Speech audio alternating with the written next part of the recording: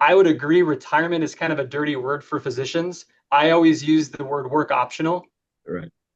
And to me, I have yet to come across a physician who at 50, 55, I say you are work optional and you're going to work because you want to, not because you have to. Yet to find one that's unhappy with that decision. First of all, thank you for joining us, Cameron. Yeah, of course. It's a pleasure to have you. I'm just going to focus on, getting to know you and vice versa. Yeah. That's kind of objective today. I do think if you talk to a lot of attendings in the additional IEP courses, I mean, a lot of the speakers that you're having in this group are a lot of the feedback I've heard in terms of, hey, Dana's presentation or Colin's presentation are some of the more unique ones that they actually walk away with value. I mean, clinical is always valuable, but I feel like in our feedback we get, it's like, we don't get the business acumen, we don't get the financial education, we don't get any of that. And more people want to understand the business of medicine, even if it's just for the sake of, okay, I'm not being, screwed over in the role that I'm at or what I'm getting paid, and just understanding the basics. Not everyone wants to be a business person in medicine, but I think understanding at a high level, I think I mean, it's empowering. That's a big thing for us is education. And that's actually, I'm glad you said that. We're going to use that clip because I'm an academic pain physician. I do Yeah. not have a practice. I've helped many people run practices, open practices, and help fellows, etc. But I find the information very useful in my life in academia because just to understand how the hospital runs and what value adding and how I can negotiate for myself, knowing what my true value is, even if I Yes. might be a salaried employee, is very important. So I 100% agree. Yeah, I don't think we have to restrict ourselves to if you have your own practice and you want to buy an ambulatory surgery center and you want to, none of these things can be applied to having Yep. daughter kids colleges paid for. I mean, like, it's the same Exactly. principle. Like, Exactly. I that's what mean, I'm facing with right now. So I can yep. see all of the principles are the same. And that's why it's wonderful to have you as part of this. Yeah, no, it's interesting. I feel like a few of ours is, it's very all encompassing in terms of it's a little of the contract negotiation, it's a little bit of the real estate, it's a little bit of everything. But yeah, our focus is just advocacy for the physician. I mean, we're a huge proponent of being independent if you choose to be, but just maintaining financial independence and having the autonomy and the choice to work when you want, if you want, not working because you have to. I mean, I don't see a world where physicians, you should be making enough income that you should have the choice to work. You're not working because you have to. But if you are in that position, it's typically because of lack of planning, but typically lack of planning is because of lack of education. I mean, we don't know what we don't know. It's a perfect world. This is why you all are very highly specialized physicians and I'm in my world and I don't dabble and I don't even pretend to. That's a good symbiotic relationship, and that's you just not have to know the right people though, because I think access to the right people is a key. Having someone though like IEP who is curating the people that you're getting to talk to and saying, there's a lot of bad actors out there in the world that are looking to take advantage of physicians. These are people that are vetted and trusted, not saying that they're the best in the world, but they're at least someone that you should take their information, seriously. I think that's a huge advocacy for people attending this course. Like this is a curated group of people that have been doing this with IEP for years already. This isn't the person who wrote the biggest sponsorship check. That's huge. No, you hit it. I hit what's the right word? You hit the hammer on the nail. That's exactly who we want to be as part of the MD Life Summit, and then eventually the MD Life Network. So both Dr. Chakravarthy who's joined us, and myself, and Addie and Andrew and our other colleagues, we really saw the need of bringing someone new in different aspects of, I guess, for lack of a better word, financial planning, bring them all together. Sure. And what's probably most important is I think we need different parts of financial planning at different time points in life. Well, I guess one question I really have is why physicians? How did you end up picking physicians and not another group Yeah. of people?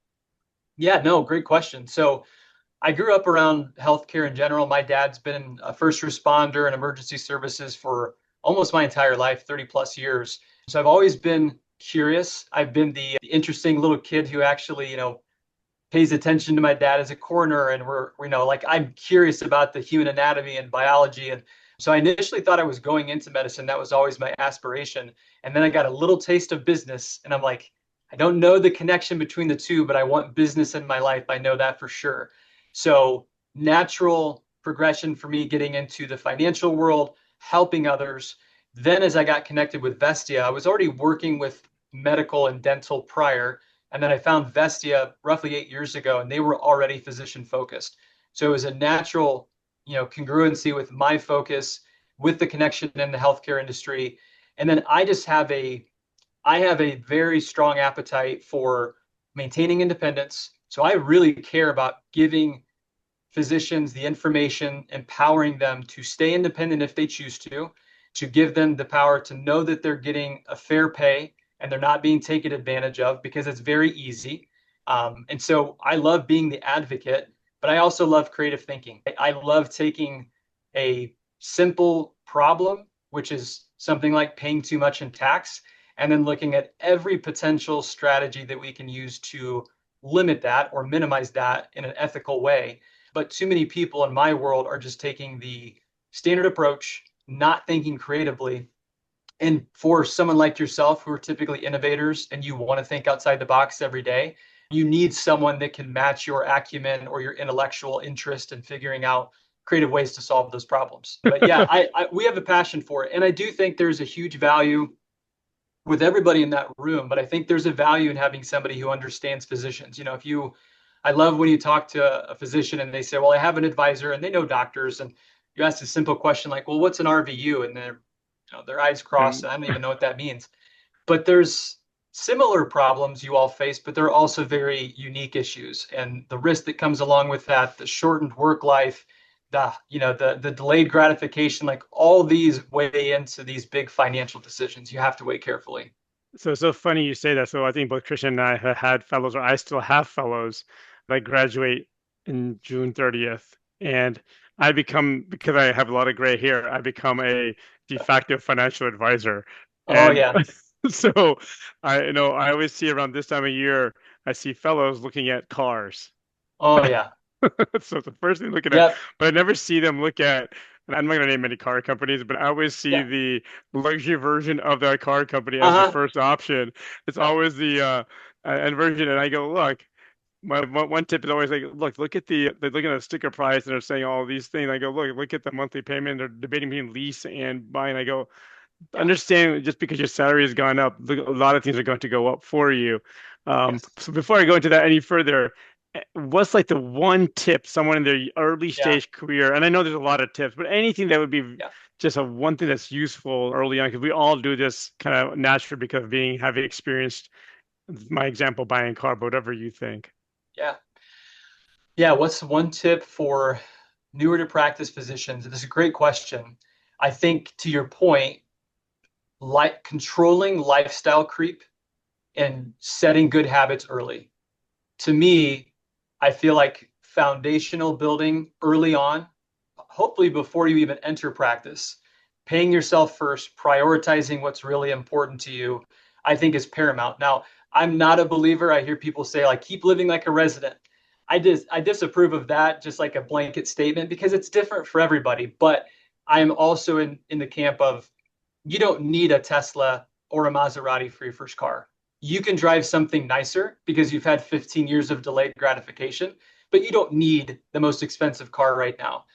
But people have to think of it in terms of, you're building a baseline for yourself. So if the first thing you do as you enter practice is buy the bigger house, the more expensive car, which also comes with higher taxes, higher insurance cost, every year that's going to get higher and higher. And it is extremely challenging to break those bad habits. So figuring that out early, what's important, what do I need to do, have a plan, and then make sure you pay yourself first and prioritize those things, and then fill in the gaps. Enjoy your money with whatever's left over. But that lifestyle creep is a dangerous, dangerous habit, and it's very hard to break. Go Yeah, I ahead. was going to add to that too, Cameron. One of the things that I find so fascinating is very few people, especially fellows these days, talk about retirement in a way that is an age appropriate concept, you know? And Sure. it's fascinating that the expectation that you're kind of working the entire time out. I was going to follow on to this question. The one feedback that we get a lot with different fellows or early graduates and physicians is, why is this so important to me?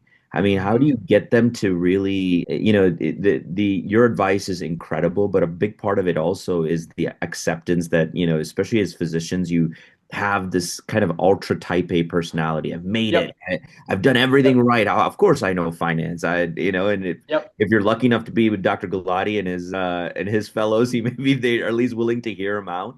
But from that standpoint, like I think this is such a unique feature of that. Have you ever had like physicians that have pushed back, and what have you kind of told them, like one big success stories or things of that sort that you could illustrate? Yeah. That'd be really helpful. Yeah. It's a great question. So I'd probably phrase it a little bit differently, which is understanding the cost of not acting, right? Like we know about compounding, we know about timing, like this is very powerful, but the reason I think it's so critical for a physician is if you think about all the delayed years, the years that you're still in medical school, residency, fellowship, if you choose to, your counterparts are working.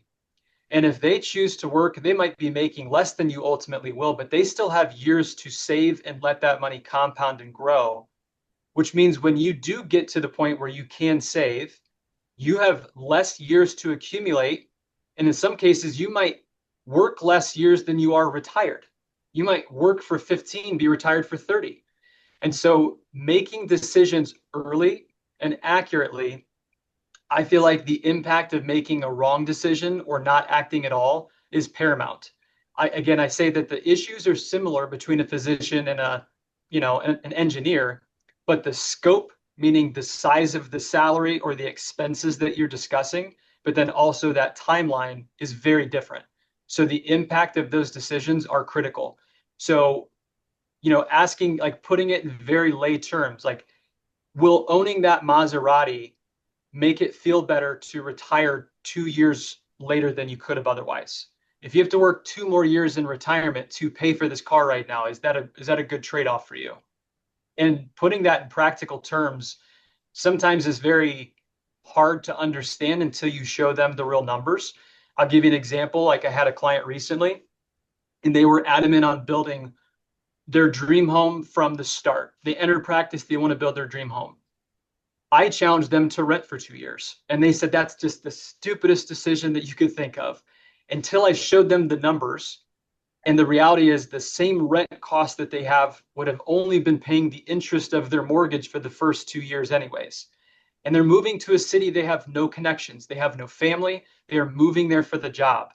And statistics say over 50% of the people who starting their first job will not stay in that first job. So is that risk and reward worth it to have a huge outlay monthly for your dream home when you don't know if this is your forever home, and you would have spent the exact same amount of money on rent, but you'd have the freedom of choice? Because I would agree retirement is kind of a dirty word for physicians. I always use the word work optional. Right.